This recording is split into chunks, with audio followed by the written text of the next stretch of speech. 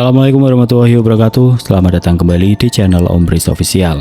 Untuk kisah kali ini ada sebuah kisah dari tulisannya Afiatul Aini. Dan untuk kisah yang akan saya bawakan kali ini, sebuah kisah yang berjudul Bayangan di Pohon Nangka. Sebelum kita lanjut ke ceritanya, tekan dulu tombol like video ini dan jangan lupa tekan juga tombol subscribe channel ini.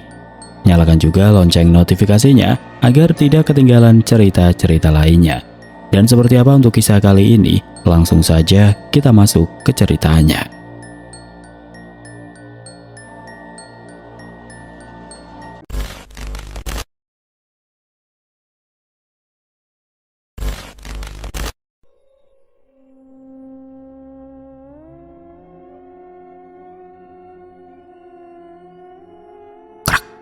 Suara itu memecah kesunyian seperti tulang patah di tengah malam.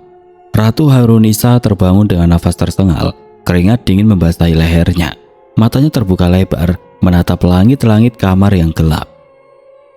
Ada sesuatu bergerak dari arah dapur, pelan tapi terdengar berat. Seperti seseorang menyeret karung beras di atas ubin, tapi lebih berat lagi.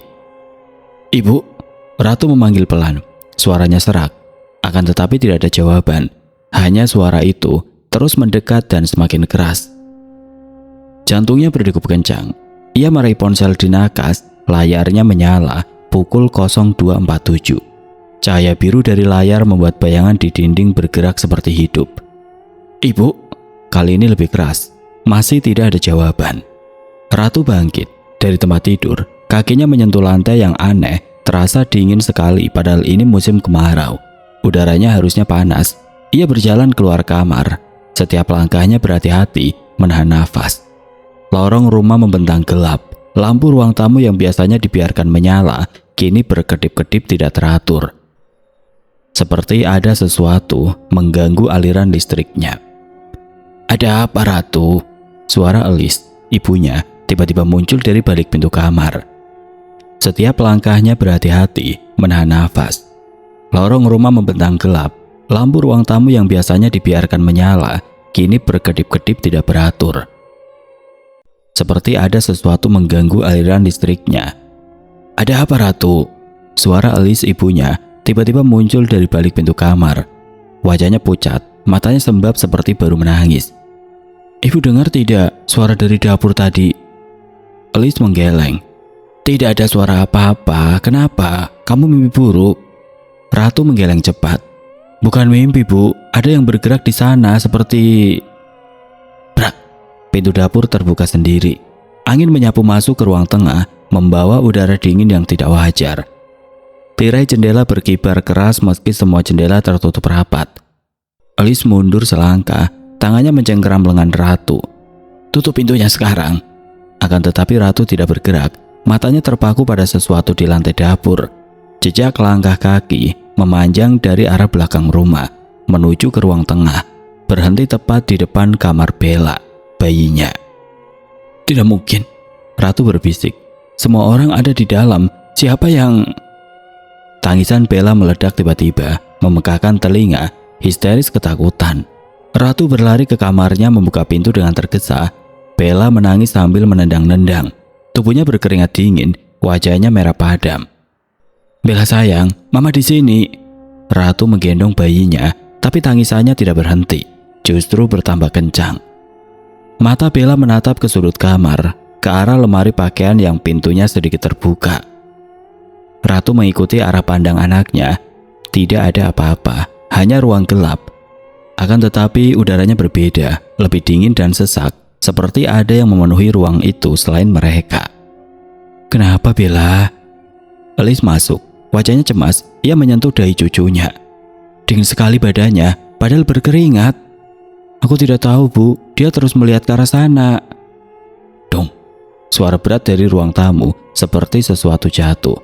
Keduanya membeku. Elis menatap Ratu dengan mata melebar. "Bapakmu, dia dari tadi belum tidur." Mereka bergegas keluar. Bella masih menangis di gendongan Ratu. Di ruang tamu, Haji Saroni berdiri kaku di tengah lorong. Punggungnya menghadap mereka, tubuhnya bergetar pelan. "Pak," Elis memanggil. "Pak, kenapa berdiri di situ?" Namun laki-laki itu tidak menjawab sama sekali. Pak Haji, kali ini lebih keras. Perlahan Haji Saroni menoleh, wajahnya pucat seperti mayat, matanya melotot, bibirnya terbuka sedikit seperti ingin berteriak, tapi tidak ada suara keluar. Tinggi. Dia sangat tinggi. Siapa Pak? Siapa yang tinggi? Elis mendekat, tangannya gemetar. Di sana. Haji Saroni menunjuk ke ujung lorong ke arah kamar mandi. Berdiri membelakangi aku, kepalanya sampai langit-langit, tidak bergerak, hanya berdiri. Ratu merasakan bulu kuduknya berdiri. Ia menatap ke arah yang ditunjuk ayahnya. Tidak ada siapa-siapa, akan tetapi baunya apek, seperti tanah lapang yang tidak lama tersentuh. Bercampur sesuatu yang busuk tercium sangat kuat. Tidak ada apa-apa Pak, mari duduk dulu. Jangan sentuh aku. Haji Saroni berteriak tiba-tiba, mundur menepi ke dinding. Matanya liar, nafasnya tersengal. Dia masih di sini, dia belum pergi, aku bisa merasakannya. Elis menangis. Ya Allah Pak, apa yang terjadi? Kenapa seperti ini? Sebelum ada yang bisa menjawab, pintu depan diketuk pelan. Tok, tok, tok. Semua terdiam dengan mata yang saling berpandangan, seakan bertanya. Siapa yang datang tengah malam begini? Tanya Ratu heran. Elis menggeleng, tangannya masih gemetar. Jangan buka, jangan. Kali ini ketukan itu lebih keras, seperti orang yang tidak sabar menunggu pintu dibuka. Haji Saroni berjalan ke pintu, gerakannya tiba-tiba tenang kembali. Ia membuka pintu tanpa ragu. Di ambang pintu berdiri Priyo, Bagus Setiawan. Tetangga mereka, ia suami Ririn. Wajahnya datar, matanya kosong, bibirnya tidak tersenyum, padahal Priyo selalu tersenyum saat bertamu. Permisi Pak Haji, saya ingin bicara dengan Pak Budi. Suaranya datar, tidak ada nada sama sekali. Priyo. Haji Saroni mengerutkan dahi. Tengah malam begini, ada apa? Soal mobil, ini penting, harus sekarang. Tidak ada penjelasan lebih, Priyo melangkah masuk tanpa dipersilahkan. Gerakannya kaku seperti robot. Ia berhenti di tengah ruang tamu, menatap kosong ke arah dinding. Tunggu di sini, saya panggilkan Budi. Haji Saroni berjalan ke kamar anaknya yang ada di sayap kiri rumah. Ratu dan Elis berdiri berjarak dari Priyo. Ada yang tidak beres. Priyo tidak berkedip dan tidak bergerak, hanya berdiri seperti patung. Tangannya menggantung lemas di sisi tubuh. Priyo, Ratu mencoba menyapanya. Kamu tidak apa-apa? Laki-laki itu tidak menjawab. Priyo terus menatap dinding, tapi kepalanya perlahan miring ke kanan tidak wajar, seperti ada yang menarik. Ratu, jangan dekati dia. Elis menarik lengan putrinya. Ada yang salah dengan dia. Budi keluar dari kamar dengan wajah masih mengantuk. Priyo, tengah malam begini, ada apa mencariku? Priyo menoleh sangat lambat, lehernya berderak pelan. Matanya menatap Budi, tapi tatapannya kosong, seperti tidak ada jiwa di balik bola matanya. Mobil, kita harus bicarakan mobil. Sekarang? Priyo, ini jam berapa? Sekarang. Priyo memotong, suaranya datar tapi tegas. Harus sekarang. Dia bilang harus sekarang. Budi mengerutkan dahi. Dia. Siapa yang bilang? Priyo tidak menjawab, ia hanya terus menatap. Nafasnya pelan sekali, seperti nyaris tidak bernafas sama sekali. Di luar, lewat jendela ruang tamu, Ratu melihat Ririn berdiri di dekat mobil mereka. Wajahnya tertunduk, tangannya meremas-remas tas di perutnya. Tubuhnya bergetar entah karena dingin atau ketakutan. Kenapa Ririn tidak masuk? Kenapa dia di luar sendiri? Karena dia tahu. Suara Priyo tiba-tiba terdengar lebih dekat. Ratu menoleh.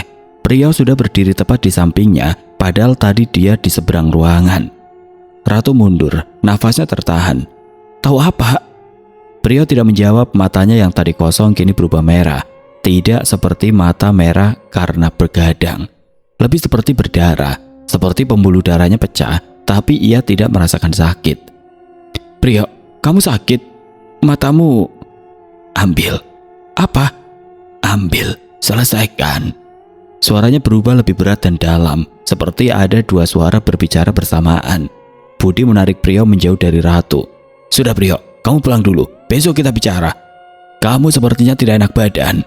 Priyo menatap Budi lama, kemudian ia tersenyum lebar yang membuat sudut bibirnya naik tidak wajar. Baik, besok. Ia berbalik dan berjalan keluar. Gerakannya masih kaku, masih seperti boneka. Pintu tertutup pelan di belakangnya. Lewat jendela, Ratu melihat Priyo dan Ririn masuk ke mobil. Ririn menangis. Priyo hanya duduk diam, menatap lurus ke depan.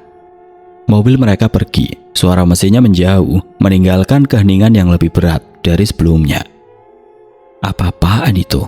Budi mengusap wajahnya. Dia seperti orang kesurupan. Atau lebih buruk dari itu. Elis duduk di sofa, tangannya masih gemetar. Aku tidak suka tatapannya, seperti dia sudah bukan Priyo lagi. Ratu kembali ke kamar Bella. Bayinya sudah tertidur, nafasnya teratur, akan tetapi matanya yang tadi menatap ke sudut kamar kini tertutup rapat. Kelopak matanya bergerak cepat seperti bermimpi. Ratu meletakkan Bella di ranjang, menarik selimutnya, lalu berbalik untuk keluar. Akan tetapi kakinya berhenti di lantai tepat di depan kamar mandi yang ada di dalam kamarnya. Ada bekas kaki lain, tapi kali ini lebih jelas, panjang dan kurus, mengarah ke pintu kamar mandi yang tertutup. Tidak. Ratu mundur. Tidak mungkin. Aku tidak dengar siapa-siapa masuk. Pintu kamar mandi bergerak perlahan. Keren. Terbuka sedikit, cukup untuk menampilkan kegelapan di dalamnya, lalu kembali menutup. Brak. Sangat keras, seperti ada yang membantingnya dari dalam. Ratu berlari keluar kamar, nafasnya tersengal, jantungnya berdebar kencang. Ia tidak menoleh, tidak mau tahu apa yang ada di dalam kamar mandi itu, tidak mau tahu siapa yang menutup pintu itu. Di ruang tamu, Haji Saroni duduk dengan kepala tertunduk, tangannya saling menggenggam erat.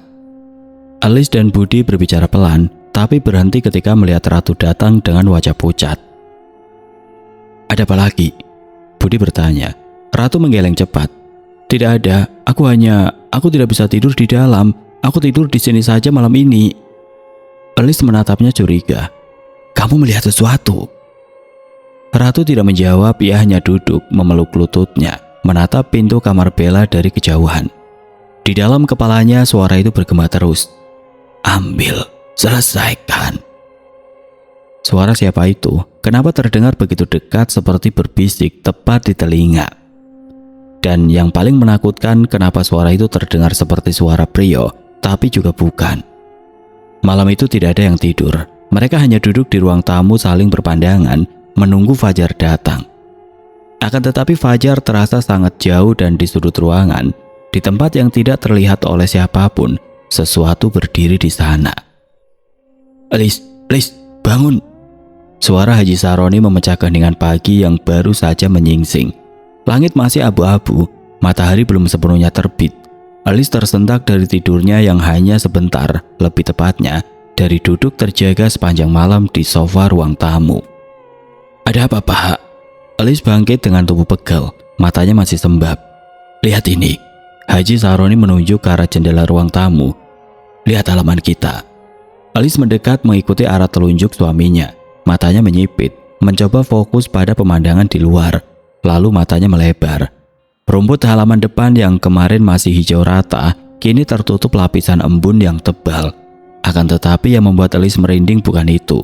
Di tengah halaman ada bekas kaki sangat banyak, seperti ada yang berlari-lari di sana sepanjang malam. Siapa yang keluar tengah malam? Elis bertanya pelan. Tidak ada yang keluar. Aku juga di sini sampai subuh. Tidak ada satupun yang membuka pintu. Keduanya terdiam. Bekas tapak kaki itu kecil, bukan milik orang dewasa, seperti jejak anak kecil tanpa alas kaki.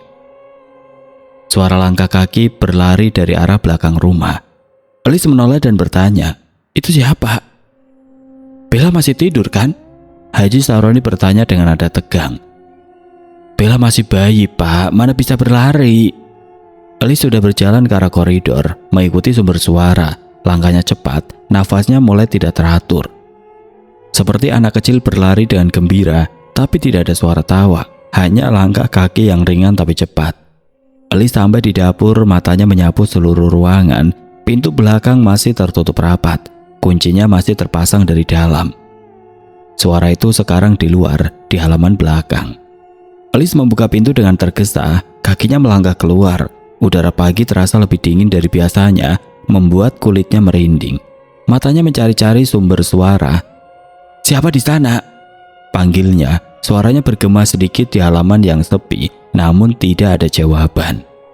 Akan tetapi ada bayangan di ujung halaman, di dekat pagar bambu, bayangan kecil, setinggi anak umur 5 tahun, 6 tahun, bergerak cepat menuju ke samping rumah. Berhenti! Alice mengejar. Kakinya bergerak cepat meski dadanya sudah sesak. Bayangan itu terus berlari, melintas di antara tanaman, menuju ke samping rumah tempat tumpukan kayu dan barang-barang bekas disimpan. Ketika Alice tiba di sana, tidak ada apa-apa, hanya tumpukan kayu, drum bekas, dan semak belukar yang belum sempat dibersihkan. Mana dia? Alice menoleh ke kanan dan kiri, nafasnya tersengal. Tidak mungkin hilang secepat itu. Ia berjalan lebih dalam mendekati tumpukan kayu, lalu kakinya berhenti. Di tanah, tepat di depan drum bekas, ada bekas kaki lagi, persis seperti jejak yang dilihat Ratu tadi malam. Akan tetapi yang membuat Alice mundur selangkah adalah jejak itu berhenti tiba-tiba. Tidak ada bekas lagi yang mengarah kemana-mana, hanya berhenti, seolah yang meninggalkan jejak itu menghilang di sana. Suara kayu retak, Alice menoleh ke atas. Di atas tumpukan kayu ada sesuatu bergerak, lalu menghilang ke balik atap rumah. Alice berlari kembali ke dalam. Nafasnya hampir putus. Haji Saroni sudah berdiri di pintu dapur dengan wajah pucat. Ada apa? Ada yang berlari, anak kecil, tapi dia hilang begitu saja, Pak. Jejaknya berhenti di tengah tanah. Alice memegangi dadanya yang naik turun. Dan pintunya, Pak, pintu belakang. Haji Saroni menoleh. Pintu kayu belakang yang tadinya tertutup rapat kini terbuka sedikit. Tidak banyak, hanya sedikit. Cukup untuk seseorang mengintip dari luar atau dari dalam. Lalu dari permukaan pintu ada goresan banyak, seperti ada yang menggaruk-garuk pintu sampai kayunya terkelupas. Ya Allah, Haji Saroni menyentuh goresan itu. Kapan ini terjadi? Aku tidak tahu, semalam tidak ada apa-apa, aku cek sebelum tidur. Alice menutup pintu itu dengan gemetar. Pak, apa yang terjadi dengan rumah kita? Sebelum Haji Saroni bisa menjawab, Budi keluar dari kamar dengan wajah bingung. Ibu, ayah, kenapa ribut-ribut pagi-pagi? Kalian lihat Ratu, dia tidak ada di kamar. Tidak ada di kamar. Alice berjalan cepat menuju kamar Ratu. Pintu terbuka, tempat tidur kosong, Bella juga tidak ada. Ratu, kamu di mana?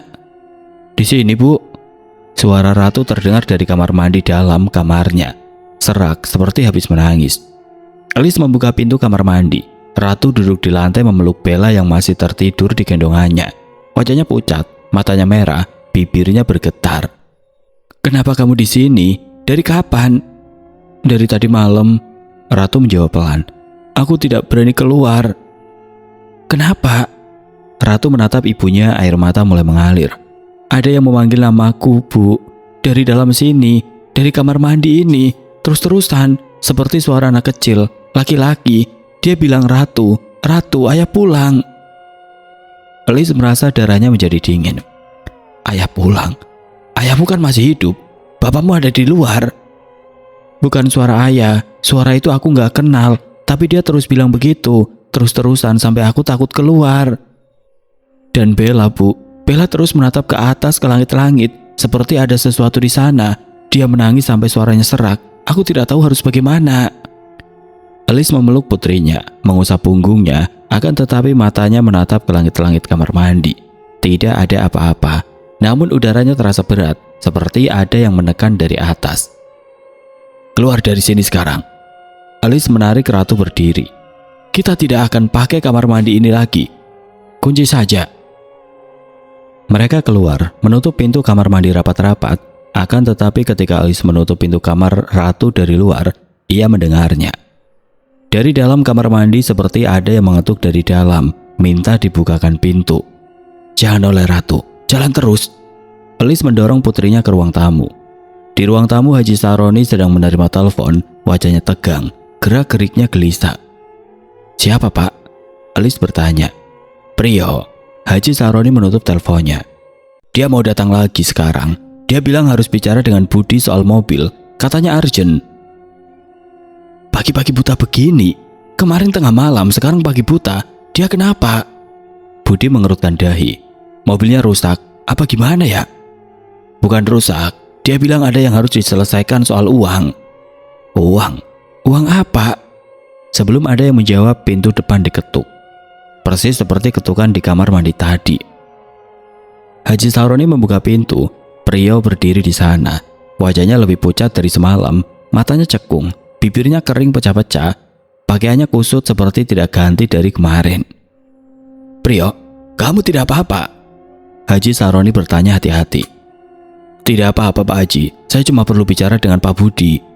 Suaranya datar, akan tetapi kali ini ada getaran di ujung kalimatnya, seperti menahan sesuatu. Prio melangkah masuk tanpa dipersilakan, gerakannya kaku, tangannya mengepal di sisi tubuh. Ia berhenti di tengah ruang tamu, tepat di tempat yang sama seperti semalam. Budi mendekat. Ada apa Prio?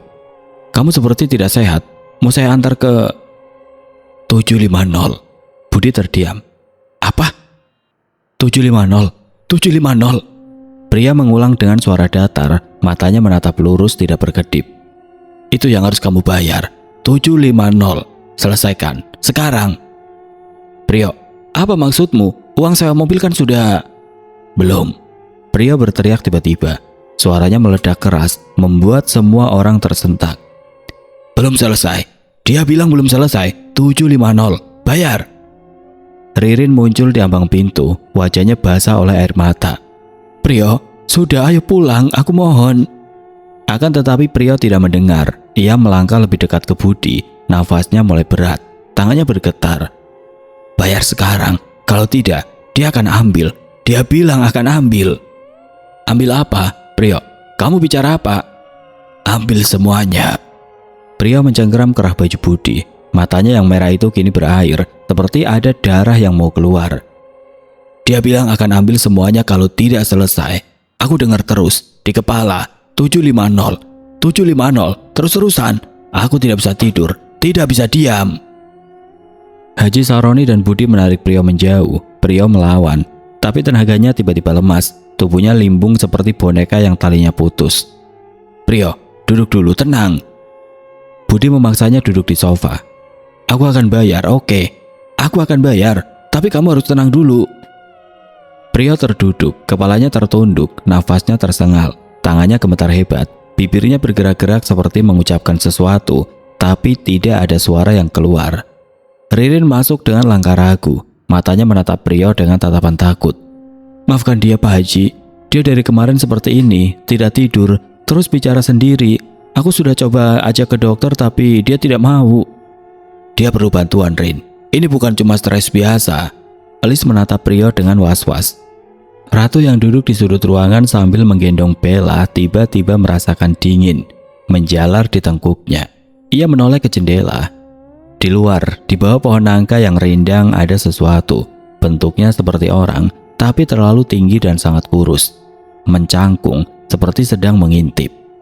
Ratu berkedip. Sosok itu masih di sana, tidak bergerak, hanya menatap ke arah jendela ke arah Ririn. Ririn, Ratu memanggil pelan. Kamu tadi lihat sesuatu di luar? Ririn menoleh. Di luar? Tidak, kenapa? Di bawah pohon, ada yang mencangkung di sana. Ririn berjalan ke jendela, matanya menyipit. Tidak ada apa-apa Ratu, mungkin kamu kurang tidur. Akan tetapi Ratu masih melihatnya. Sosok itu kini berdiri, perlahan tubuhnya naik seperti ditarik ke atas oleh tali, kepalanya miring. Lengannya panjang menjuntai sampai hampir menyentuh tanah. Masih di sana, masih menatap ke sini. Ririn menatap ke arah yang sama, lalu wajahnya berubah pucat, bibirnya terbuka sedikit, nafasnya berhenti sejenak. Apa itu? Ririn mundur dari jendela, tangannya gemetar. Kamu lihat? Aku lihat, ya Tuhan, aku lihat. Kenapa dia di sana? Kenapa menatap ke sini? Alis dan Haji Sahroni mendekat ke jendela, akan tetapi ketika mereka melihat keluar tidak ada apa-apa. Hanya pohon nangka yang bergoyang pelan ditiup angin pagi. Tidak ada apa-apa. Haji Sahroni mengerutkan dahi. Kalian lihat apa? Ratu dan Ririn saling berpandangan. Keduanya tahu mereka melihat hal yang sama, namun aneh, sekarang sosok itu hilang. Brak! Pintu kamar Ratu tertutup keras. Semua orang menoleh, tidak ada angin dan tidak ada yang menyentuh pintu itu. Lalu lampu di ruang tamu mulai berkedip. lebih cepat dari kemarin, seperti ada yang mengganggu aliran listriknya dengan sengaja. Dinding bergetar, pelan tapi cukup terasa untuk membuat lukisan-lukisan di dinding bergoyang. Apa ini? Budi menatap sekeliling dengan panik. Gempa. Bukan gempa. Haji Saroni memegang dinding. Getarannya tidak seperti gempa, ini seperti... Pria tiba-tiba berdiri. Gerakannya cepat, matanya terbuka lebar. Dia ada di sini. Dia datang. Dia bilang aku harus selesaikan sekarang. Prio, duduk. Budi mencoba menahannya. Akan tetapi Prio justru mendorong Budi melangkah ke arah kamar Ratu dengan langkah cepat. Tangannya terulur seperti ingin meraih sesuatu. Prio, Ririn berteriak. Berhenti. Prio berhenti tepat di depan pintu kamar Ratu. Kepalanya miring seperti mendengarkan sesuatu. Lalu tangannya perlahan mengulur ke gagang pintu. Jangan buka itu. Ratu berdiri, suaranya keras. Jangan.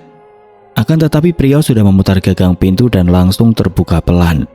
Di dalam kamar gelap, padahal jendelanya terbuka, matahari sudah terbit. Akan tetapi cahaya seperti tidak bisa masuk, diserap oleh kegelapan yang lebih pekat. Lalu dari dalam kegelapan itu terdengar suara anak kecil tertawa. Ratu memeluk Bella erat-erat. Bella yang tadinya diam kini menangis lagi. Tangannya meraih-raih udara seperti menolak sesuatu yang tidak terlihat. Pria melangkah masuk. Tubuhnya tertelan kegelapan lalu pintu menutup sendiri. Brak! Ririn berlari ke pintu, menggedor-gedor. Prio, keluar! Kumohon!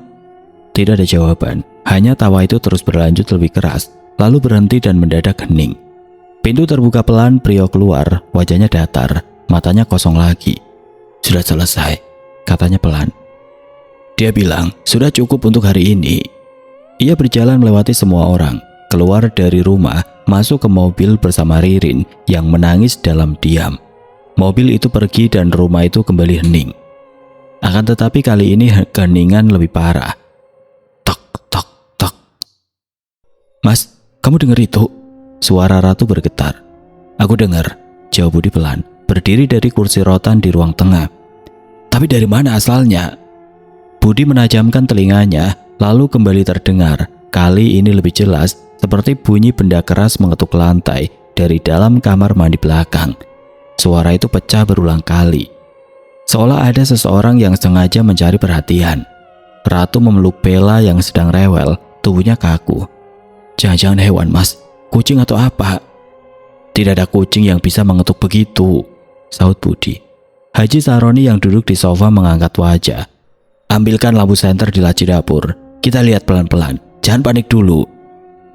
Suara itu seperti memantul di dinding rumah yang malam itu terasa jauh lebih padat daripada biasanya.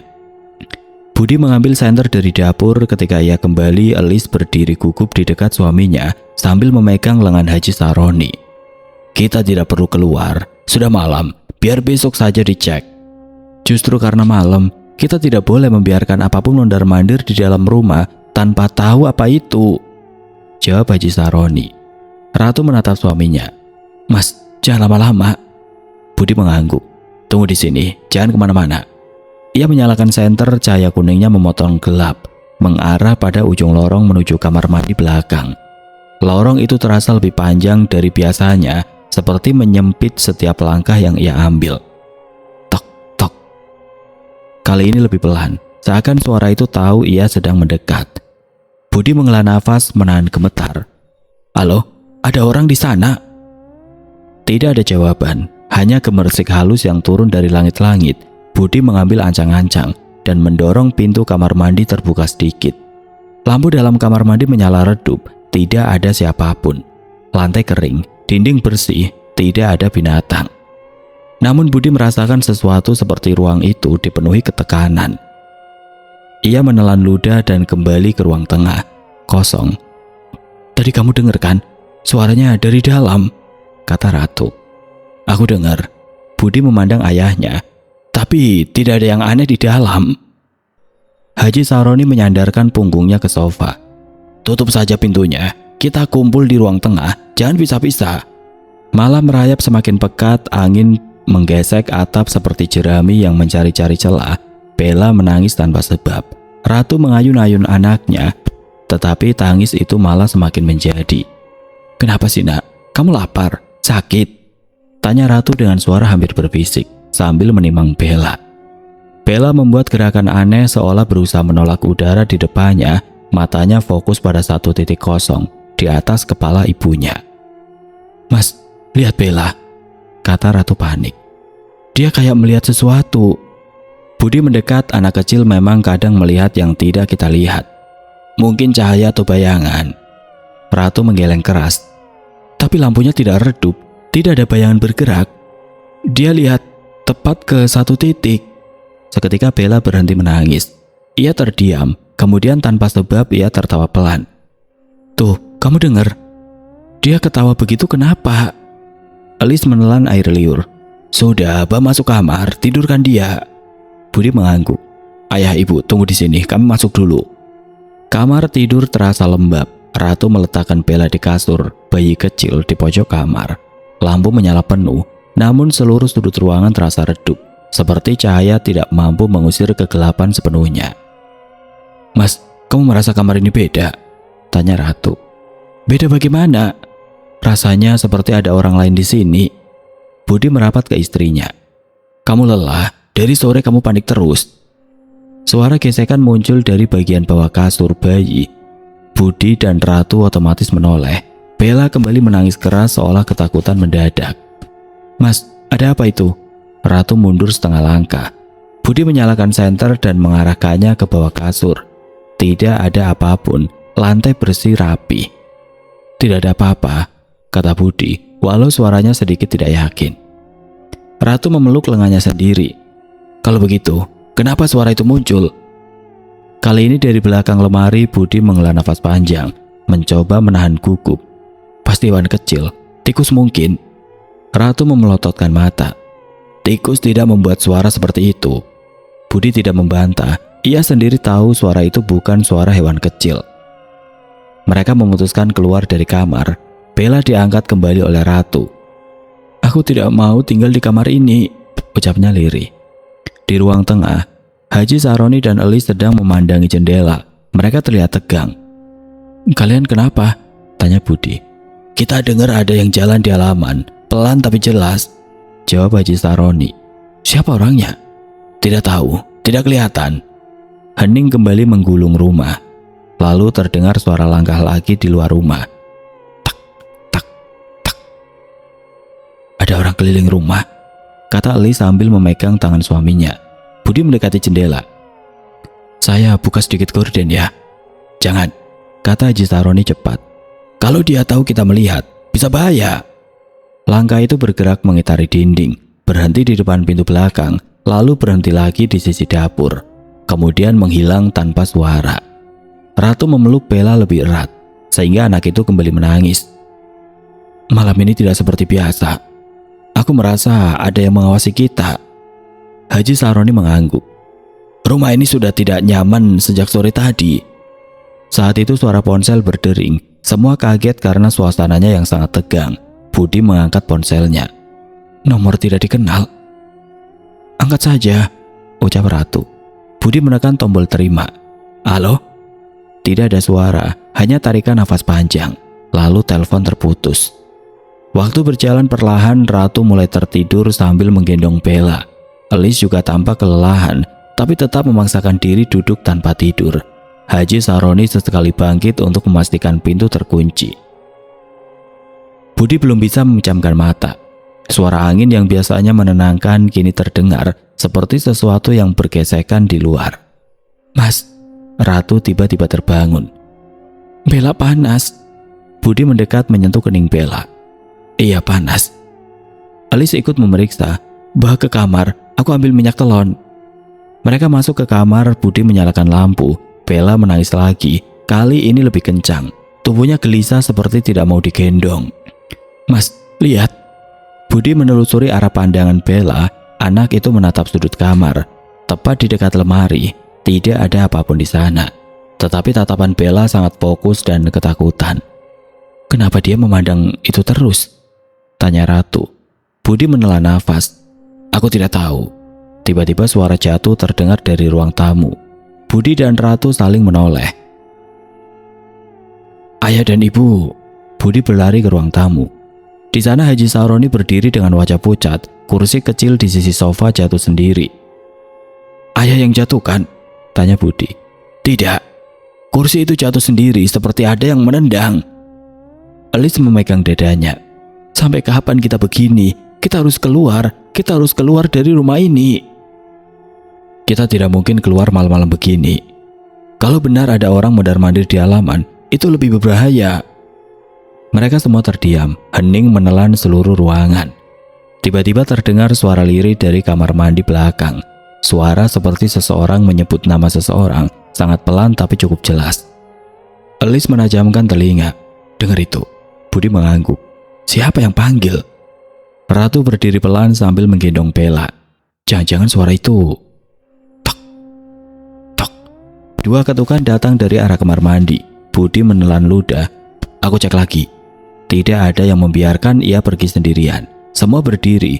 Mereka berjalan ke lorong, perlahan, bersamaan. Lorong itu seperti menelan cahaya senter Budi. Langkah mereka bergema, teratur, tapi terdengar seperti ada langkah lain mengikuti dari belakang. Budi berhenti tepat di depan pintu kamar mandi. "Kalau ada orang, keluar sekarang," katanya dengan suara tegas walau bergetar. Tidak ada jawaban. "Mas, jangan buka." "Kita harus pastikan, kalau ini manusia, kita bisa melawan. Kalau bukan..." Budi tidak melanjutkan. Ia menggenggam gagang pintu, menarik nafas panjang, mendorong pintu perlahan. Lampu kamar mandi menyala, keran air menetes pelan. Padahal tadi kering. Ketika Budi memandang ke lantai, ia melihat bekas telapak kaki kecil yang mengarah ke tengah kamar mandi lalu menghilang begitu saja. "Mas, itu jejak kaki Bella." Budi menggeleng cepat. "Tidak mungkin, dia belum jalan." Haji Sahroni ke belakang, tubuhnya menegang. "Kita balik ke ruang tengah, sekarang." Semua berbalik, akan tetapi sebelum melangkah, pintu kamar mandi menutup sendiri perlahan. Tidak terbanting, tapi pelan, seperti ada tangan yang sengaja menutupnya. Pintu tertutup rapat. "Mas, kita keluar saja malam ini. Aku takut," kata Ratu dengan suara pecah. "Kita keluar," kata Haji Sahroni. "Sekarang." Mereka bergegas mengambil barang seadanya. Ratu memeluk Bella erat. Elis membantu membawa tas kecil berisi dokumen penting. Budi memegang senter, memastikan lorong aman. Mereka menuju pintu depan. Akan tetapi ketika gagang pintu ditarik, pintu itu tidak bergerak, seperti dikunci dari luar. "Mas, kenapa tidak bisa dibuka?" tanya Ratu. Budi mencoba 2 kali, pintu tetap tidak bergerak. Seakan ada seseorang yang memegangnya dari luar, menahan mereka agar tetap di dalam. "Ayah, bantu aku." Haji Sahroni ikut menarik pintu, tetap menolak terbuka. Dari luar langkah berat terdengar mengitari teras, lalu berhenti tepat di depan pintu. Mereka semua terdiam. Seseorang atau sesuatu berdiri di luar pintu. Ratu memegang Bella kuat-kuat. Anak itu kembali menangis sejadi-jadinya. Suara tangis bercampur suara langkah yang tidak bergerak dari luar. "Ini bukan manusia," kata Liz dengan suara putus harapan. Budi menatap keluarganya. "Kita kembali ke ruang tengah, jauh dari pintu." Mereka kembali, akan tetapi sebelum sempat duduk, lampu rumah padam seluruhnya. Ratu menjerit kecil, Bella menangis makin kencang. Senter Budi satu-satunya cahaya yang tersisa, namun redup seperti disedot sesuatu. Dalam cahaya samar itu mereka melihat sesuatu di ujung lorong. Sosok tinggi, tegak, seperti bayangan manusia yang terlalu panjang, berdiri memandang ke arah mereka. Dar, ledakan itu memecah sunyi malam, membuat Priyo dan Ririn yang mengintai dari balik semak sontak tersentak. Tanah bergetar, udara seperti ditarik habis, lalu disusul semburan cahaya merah yang menelan sebagian rumah di hadapan mereka. Pecahan kayu terpental, atap terangkat, dan suara runtuhan menggulung malam seperti badai singkat. "Astaga Priyo, itu rumahnya." Suara Ririn bergetar hampir tidak keluar. Priyo tidak menjawab, ia hanya memandang dengan mata membesar, nafas terengah, dan pikiran kacau. Api berkobar sebentar, kemudian padam, meninggalkan asap pekat yang perlahan menghitam. Rumah itu berdiri setengah runtuh, separuhnya hangus, dan tidak ada satupun suara keluar dari dalam. "Kayaknya semuanya mati," bisik Ririn memegang lengan Priyo erat-erat. Prio menelan ludah, memaksa tubuhnya bergerak mendekat. Setiap langkah terasa berat seperti menapak lumpur. Ketika keduanya memasuki sisa-sisa bangunan, bau hangus dan debu menusuk hidung. Di sana bergempeletakan tubuh-tubuh tidak bernyawa, Haji Saroni, Elis, Budi, Ratu, dan Bella kecil. Semua terbaring dalam keadaan mengenaskan. Semua ini sebagai tumbal persembahan pesugihan Prio. Dia sengaja menumbalkan keluarga itu karena sakit hati. Saat itu dia meminjam uang 750.000 dari Budi, tapi Budi menagihnya karena dia mengatakan tidak punya uang buat beli popok dan obat anaknya yang demam. Ririn menutup mulut, menahan muntah. Prio, kita harus lapor warga. Kita nggak bisa ninggalin gini. Tidak. Prio menatapnya tajam, penuh ketakutan. Kalau orang tahu kita ada di sini, kita bisa dituduh. Kita bisa habis, Rin. Kita kabur saja. Malam ini juga. Ririn terdiam. Tubuhnya gemetar tapi ketakutan mengikat lidahnya. Pada akhirnya ia hanya mengangguk lemah. Dengan sisa tenaga dan pikiran panik, mereka menarik satu persatu jasad ke halaman samping. Tepat di bawah pohon nangka yang pucuknya menjulang muram. Tanah kering digali dengan sekop kecil yang mereka temukan di gudang samping rumah. Suara gesekan, desahan nafas, dan isakan tertahan bercampur menjadi satu. Setelah lubang cukup besar, mereka menurunkan jasad-jasad itu ke dalamnya. Ririn menangis tanpa suara. Prio menutup lubang itu terburu-buru, memadatkan tanahnya dengan tangan hingga kuku-kukunya patah. Kita pergi sekarang, katanya dengan suara pecah. Mereka masuk ke mobil dengan tubuh penuh tanah dan debu. Mesin dinyalakan cepat, ban berputar meninggalkan halaman rumah yang gelap. Namun kepanikan membuat Prio mengemudi tanpa arah, dan ketika mobil memasuki tikungan curam, rem tidak bekerja sebagaimana mestinya. Prio, remnya! Mobil melesat. Prio menarik setir tapi terlambat. Kendaraan itu menabrak pembatas, logam patah, lalu terjun ke jurang. Tubuh mereka terguncang keras sebelum semuanya gelap. Seorang warga yang melintas tidak jauh mendengar suara hentakan keras dari arah lembah. Ia segera melapor ke pihak RT. Pagi harinya warga berbondong ke lokasi dan menemukan mobil ringsek di dasar jurang, dengan Prio dan Ririn tidak bernyawa di dalamnya. Ketika meninjau rumah yang meledak semalam, warga menemukan gundukan tanah mencurigakan di bawah pohon nangka. Pak RT minta digali, dan semua terdiam ngeri saat jasad keluarga itu ditemukan. Mereka memakamkan semuanya secara layak, namun sejak hari itu, tidak ada satupun warga yang berani mendekati pohon nangka itu lagi. Seolah tanah di bawahnya masih menyimpan sesuatu yang tidak ingin diganggu.